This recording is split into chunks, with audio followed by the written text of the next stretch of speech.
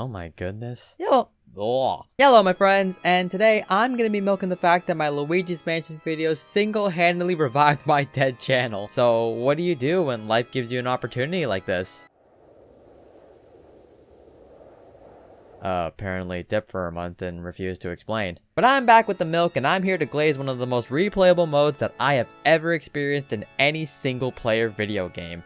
And that is the treacherous Scarescraper. On top of that, I'm going to be comparing it to the one Luigi's Mansion 3 and how that mode can suck my ass.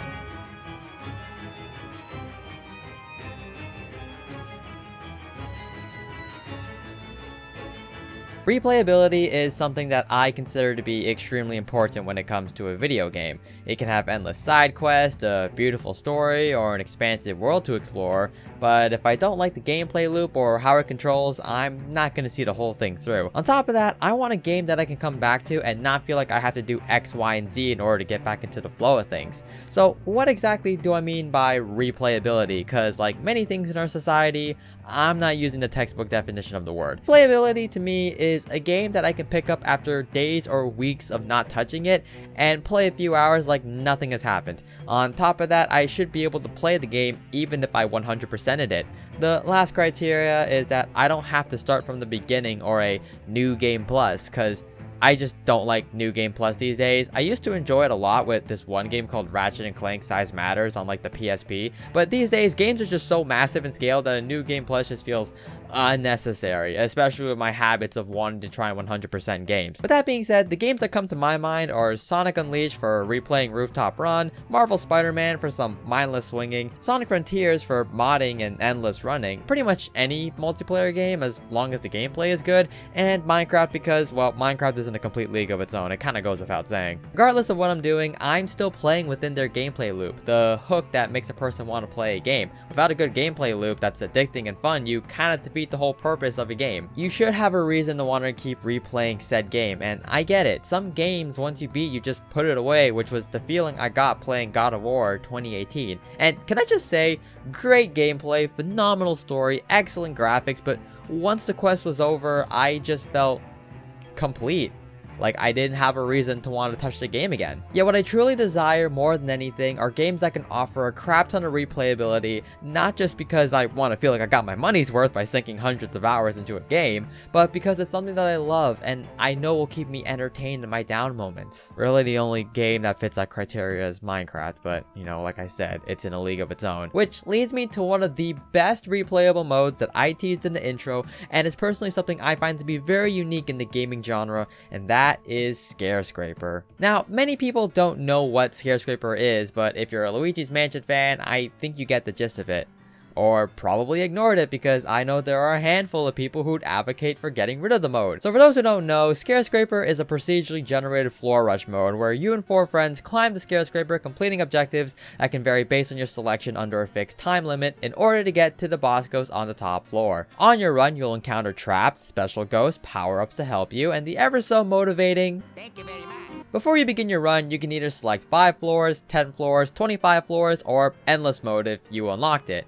Afterwards, you can pick your game mode, options being Hunter, which is just capture all the ghosts on the floor, Polterpup, which is finding this adorable doggy, and Rush is where you need to find the exit in 45 seconds. Though I think that can change based on the difficulty you select. Speaking of difficulty, you can select how challenging you want the runs to be. Normal is just the skill issue mode, hard is just boys in the morning, hard is just your average school day, and expert mode is the death sentence for those who want to play solo. But I mean, who's crazy enough to play Scarescraper solo?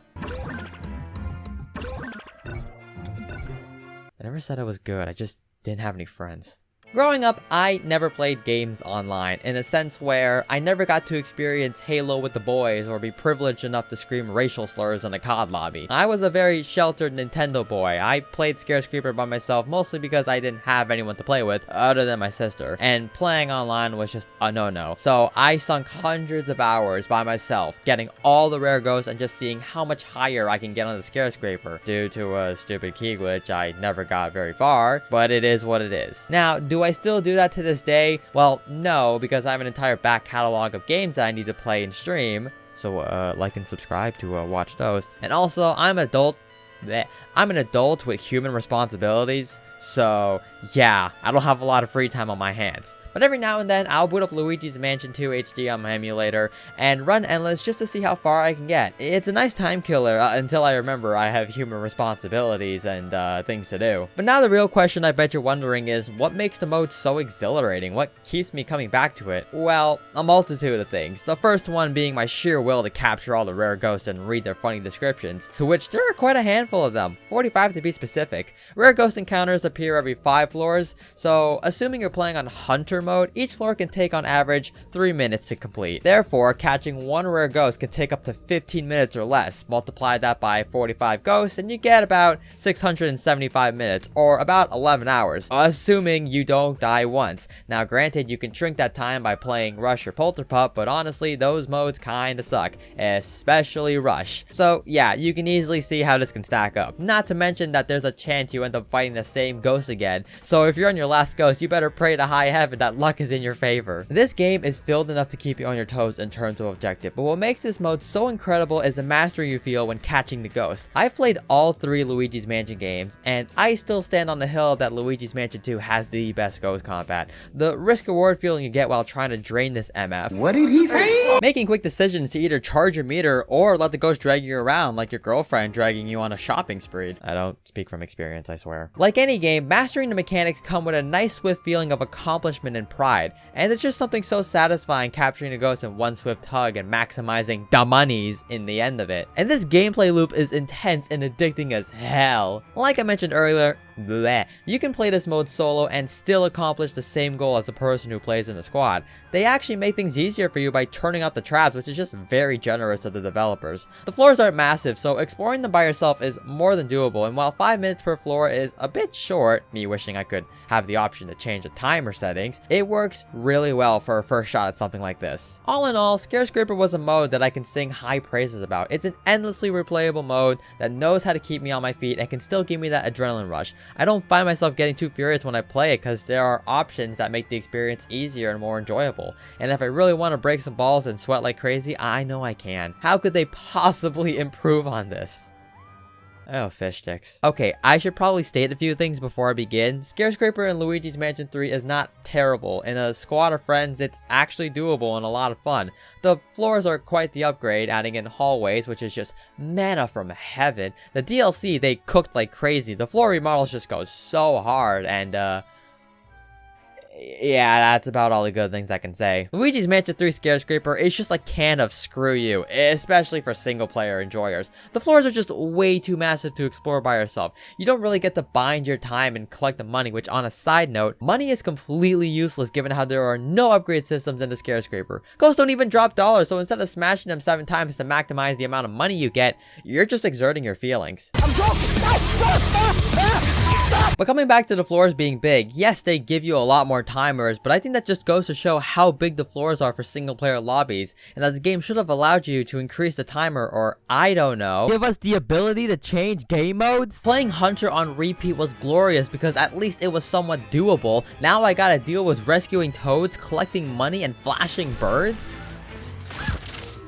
Bruh! On top of that, the traps aren't disabled, so if you get stuck, congratulations, you're cooked, buddy. And the worst inclusion they could have possibly added was this freaking room, where all the players need to be in the same place in order to progress to the other rooms. This room right here is single-handedly responsible for countless runs being ruined. There can be that one MF who holds the entire lobby hostage for all they care because they think it's funny. Just screw the Scarescraper, man. I hate it with such a burning passion. Here's another thing that I want to talk about. This is a little off script, but when I was recording gameplay for Luigi's Mansion 3, I noticed that while yes, it is very much doable, I tended to be a little more stressed out than I was playing in Luigi's Mansion 2 Scarescraper. The thing with Luigi's Mansion 3 Scarescraper is that I feel like if I slip up, or if I do something wrong, my run is immediately over, versus Luigi's Mansion 2, where if I mess up, I still have some time to recover. Now, a lot of people can scream skill issue because you're not good enough to play solo, and to that I say, well, sure, you might have a point. It is doable, yes, you just need to have a lot of skill up your sleeve. But my rebuttal to that is I don't want to have to sweat every single time I play this game mode. Luigi's Mansion 2, I can set the difficulty to easy and have a breeze just playing through it and still have fun. Versus Luigi's Mansion 3, I can't exactly boot because every time I play it, I feel like I have to try really hard just to get somewhere. This was the same mentality I got with Splatoon 3 and why I honestly quit streaming Splatoon. It just became too stressful trying to get to X rank all the time and trying to keep up with the best strats and whatnot, on top of the community being a bit However, I did recently get back into Splatoon 3 and I've just been playing it for fun. I've been trying out new weapons, trying to unlock everything, not really caring too much about X rank. In fact, I actually de-ranked myself because it's a new season and I forgot that you can do something like that. And honestly, I've just been having a really good time being back in Splatoon 3, not having to stress so much about trying to be the best. And that's kind of the argument that I'm trying to make here with Scarescraper. If you're playing it solo, you have to kind of just sweat all the time, constantly wondering if you're going to run into a carpet trap, wondering if you're going to have enough time to rescue all the toads, or making sure you have enough rooms where you can get all the money. There's just too many factors that are very stressful when you're playing the game when it should be about you having fun.